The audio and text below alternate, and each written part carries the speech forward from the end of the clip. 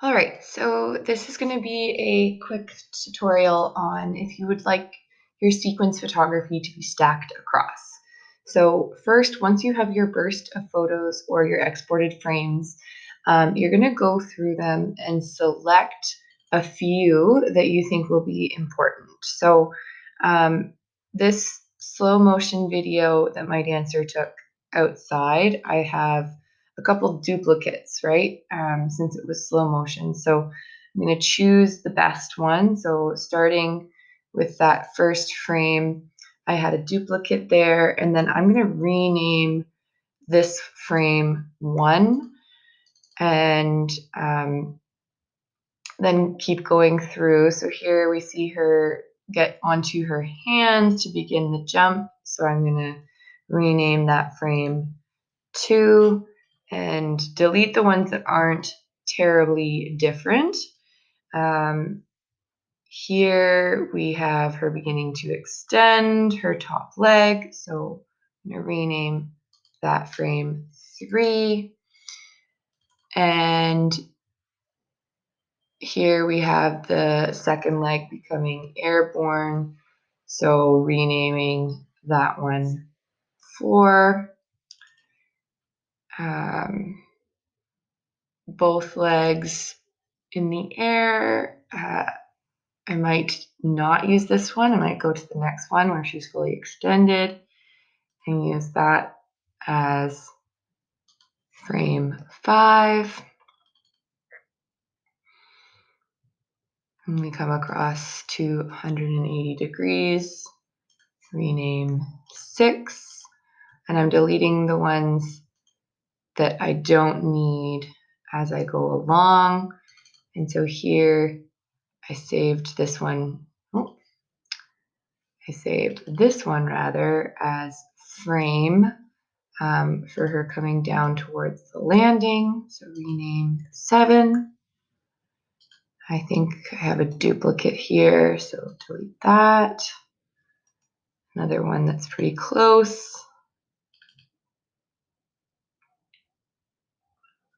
So her feet reaching the ground, rename 8. And the landing, rename 9.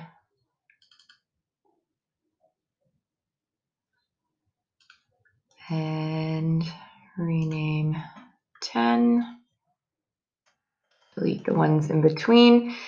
So you're kind of looking for which ones are very different. So this one's not very different from the prior one that I named 10. Same here. Waiting till she's met the ground, so we'll rename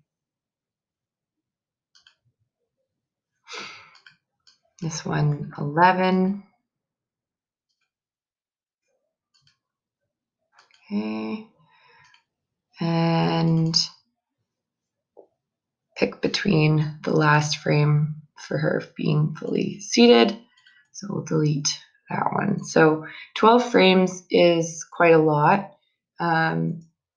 You need to have a fairly wide background, or you need to have the movement move across the background for this to work as well. So I'm going to go into Photoshop now, and I'm going to open them in a stack. So File, Script, load files into stack, browse. I'm going to find the folder which I labeled time-lapse across. Click the first image, hold shift and click the last image. And it will load your images in there. Hit OK.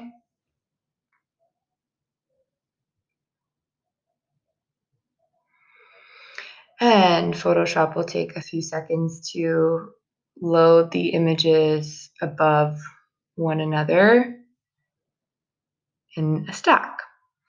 So here, the challenge is to first place the images so that you have them moving across your background.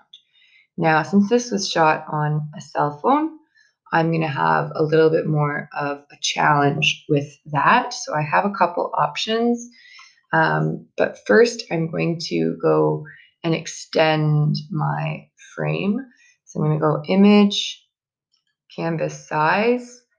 Currently it's the height and width of a phone, so I'm going to extend the width by about 4 inches.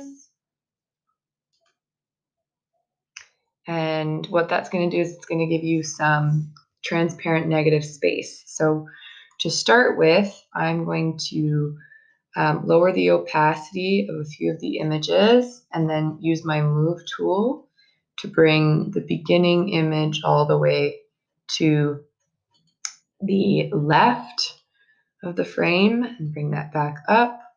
Then I'm going to go and turn that off for a sec, turn this image transparency down a bit too, move that one, trying to leave space for the other, bring that back up, turn it off, click the next one, lower the opacity again, grab the move tool, move her to the side, bring that opacity back up, turn that layer off, moving to the next one and grab the move tool, bring this one over and bring the opacity back up, turn it off, go to your next one in the stack. I'm going to leave that one there. And then the following one, going to lower the opacity, move it slightly to the side.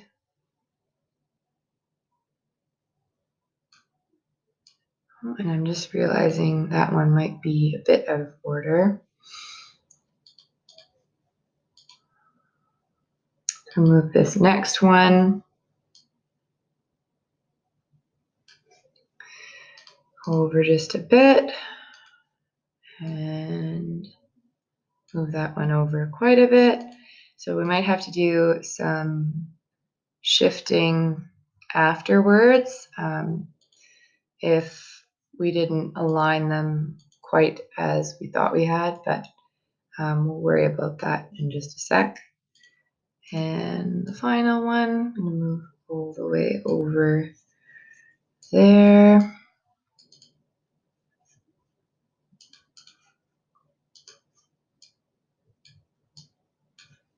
Make sure you're on the right image. So I just accidentally moved the wrong layer up top there.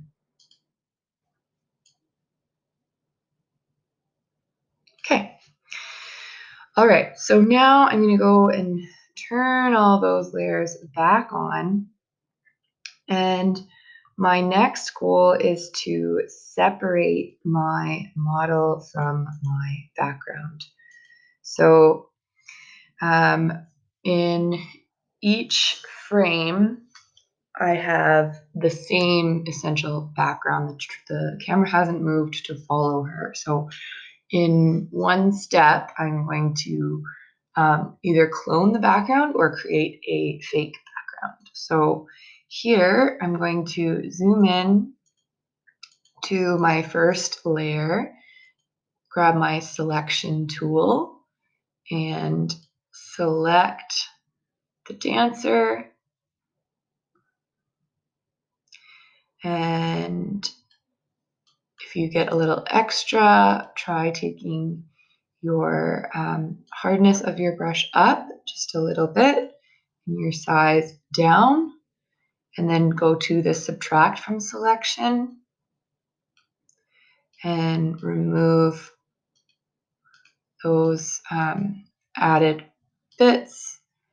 Now I'm not being super careful here because I can go back with the paintbrush and be very specific, but trying to keep this tutorial to be fairly quick so you get the idea of how to edit on your own. Okay, so once I have the majority of her selected, I'm going to hit the mask button, and it's going to move on to the next frame. So now I'm going to turn this top layer off for just a second so I can focus on the next one. I'm going to complete that step again. Grab my quick select tool, select my dancer, trying to get the best selection possible, which isn't always easy when we're working with cell phone images, especially cell phone images that came from a slow-mo video, but that was the task that I gave my dancers, was to use the slow-mo function, just so we could try this exporting images from frame. Okay, and let's get a little bit more of her there. Again, I'm going to go down to the bottom of my layers panel and click the mask button, the white rectangle with the gray circle, and then she'll be masked out to reveal the layer underneath. So now I'm going to take that layer off, go to my next layer, and again fill out that process. Select her body in this frame,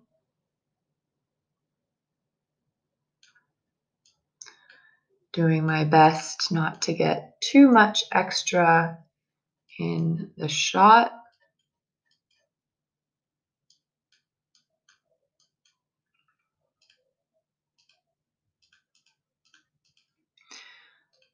All right.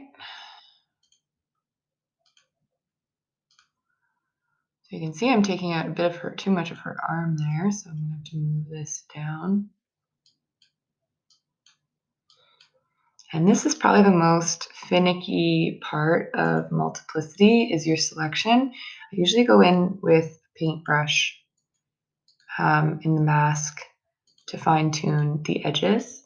But again, for the purposes of the tutorial, I'll try to keep it really quick so that you get the picture. Okay, then I'm going to hit the mask button at the bottom of the layers panel. It's going to reveal the next image in the set. I'm going to turn that layer off, move my canvas over, and select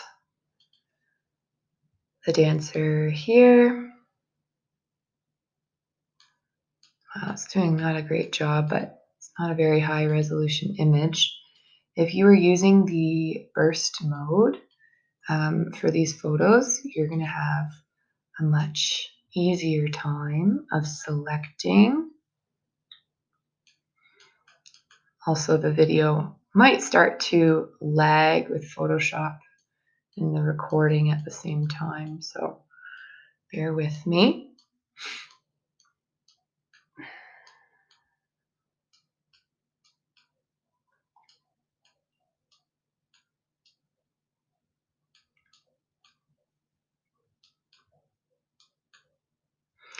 Okay, so now here's an excellent chance where I'm just going to abandon the, oh, let's try the object selection. Let's see how the object selection works. Ooh. Come on.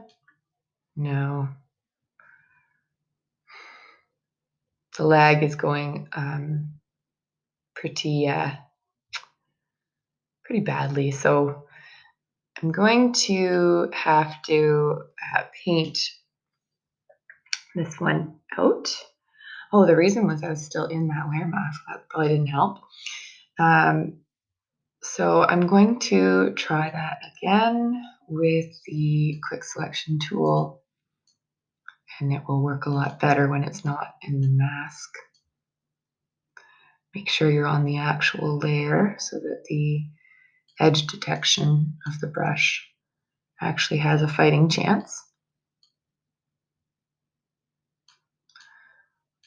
Okay, and I'm going to speed this up a little bit. There's going to be more grass in that one. That's okay. Turn that layer off. Repeat that step with the next layer below it.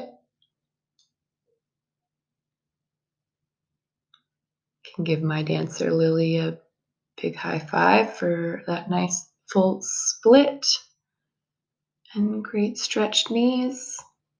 Good job, Lils. Okay, so we're selecting the body out and try to eliminate that fence because the fence is going to misalign.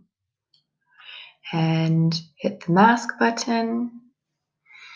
Our next one is very close in the frame, so we're going to go down below there, bring that opacity back up, and again select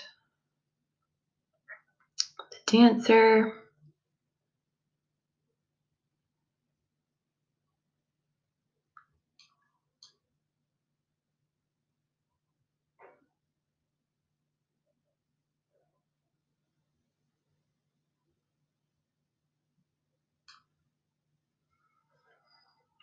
Remove fence and hit the mask button. Turn that layer off. Go to the next one. Select your motion. So you could be doing this also with food falling into a bowl or pouring a liquid into a cup. I've seen lots of cool ones with that.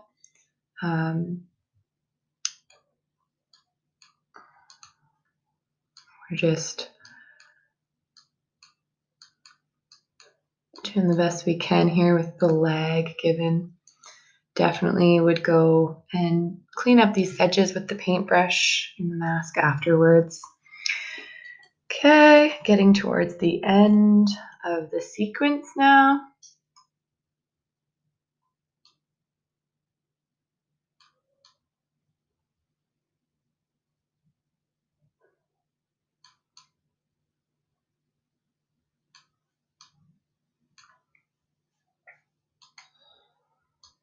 Using that minus symbol at the top again to remove unwanted areas from the selection.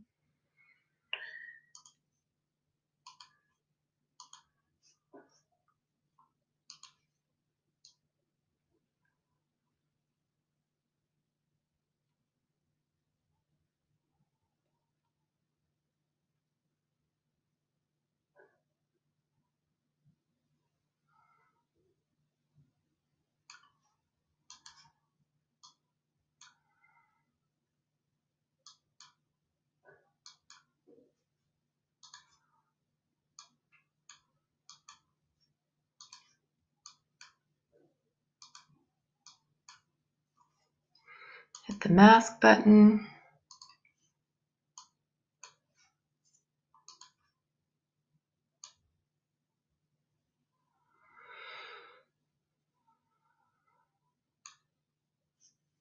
Make sure you're on the layer you're trying to mask.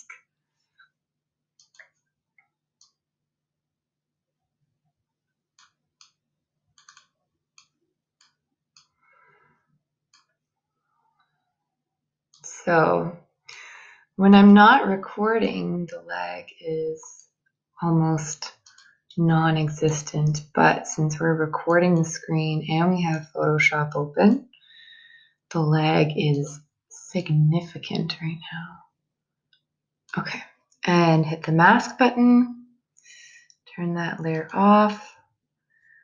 Final frame,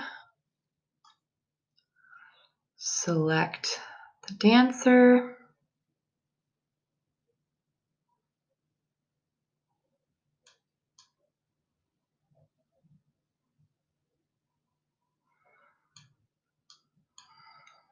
And hit the mask button. And we're going to leave the background in the final frame. I'm going to turn the other layers back on so we can see our sequence.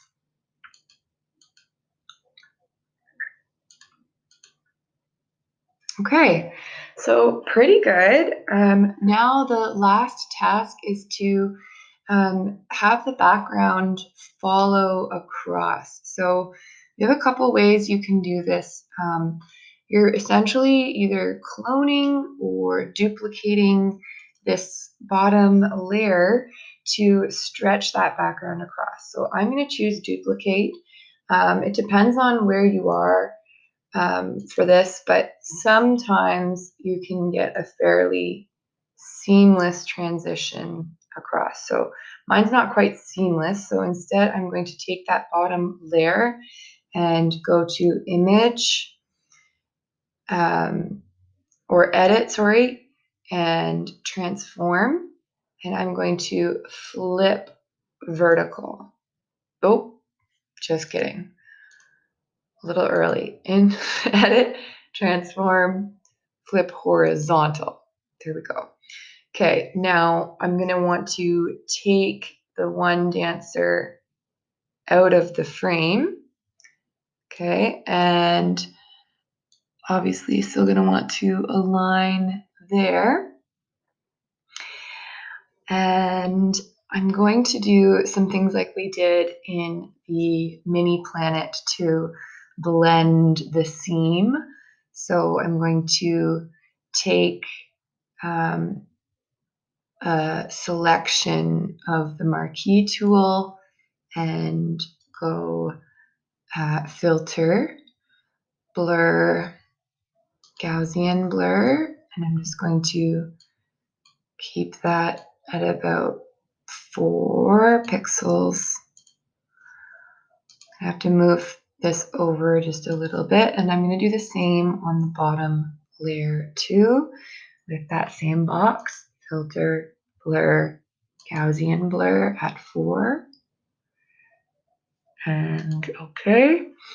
And then I may want to crop certain parts out, right? So we see this patio stone obviously doesn't look very realistic. So I'm going to Control D to get rid of my selection and use the crop tool to crop out that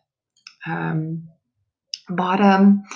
We're going to take off the ratio of my crop. There we go, 16:9 will work.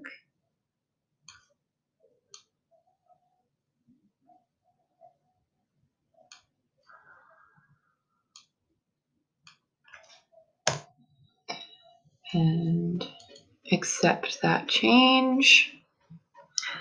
Okay, and then the bottom layer that I duplicated, the 12 copy, has a dancer who's actually over here in the frame. So I have a couple options there. I can turn these layers off just to avoid the distraction, and I can clone the grass over here. So I'm going to go to my clone stamp tool,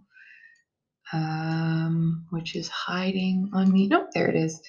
My clone stamp tool, I'm going to hold my Alt key on my keyboard to select the areas around from that central point, and then I'm going to clone out the dancer. As soon as she appears back again, I'm going to have to make another selection, and I'm going to be careful not to clone into the fence. Okay, so you press Alt a couple times. Make sure it's kind of a similar area, so there's a little bit of shadow here that I'm cloning in, and I'm going to then zoom in for the fence clone. Okay, take my clone stamp, Alt select. Oh, that's not a great one, so let's undo that. Make it a bit smaller, and Alt click, clone that, and then I'm going to try to get the beam there. Okay, not bad. And I'm going to try to get the bottom of the fence across here. And hopefully some of the other dancers that are on top will cover some of this up, right? I won't notice my quick cloning here. All right, so cloned her out. Turn these other layers back on.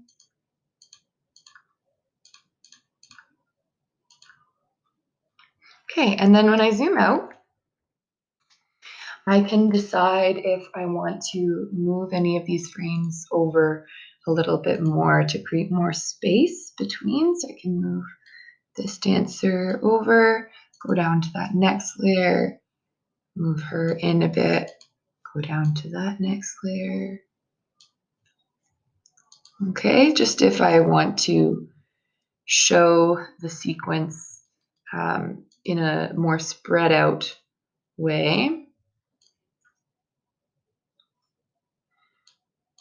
Okay, so once I'm happy with how the image looks, I can do some final adjustments to the entire stack with my adjustment layers at the top. So go to the top layer. If I want to maybe add some filters or adjustment layers, I can go to layer, new adjustment layer, and maybe I want to increase the saturation.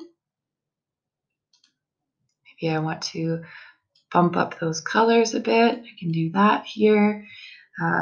Maybe I want to have a second adjustment layer for curves where I just enhance that contrast a bit. So you can play around with things. Obviously, when you're done, you're going to go to File, Save As, and save it as a JPEG. If you think you're going to come back to it to do some more edits, save yourself a PSD as well. I'm just going to save this for now as sequence across and save. So that's how you do your sequence photography if you're looking to have your motion move across the frame. If you're having trouble with the background and stretching your background out, please let me know and I can make some more tutorial videos on specifics for that and problem solving with that. I hope this helped you out and I can't wait to see what you guys work on for your sequence photography.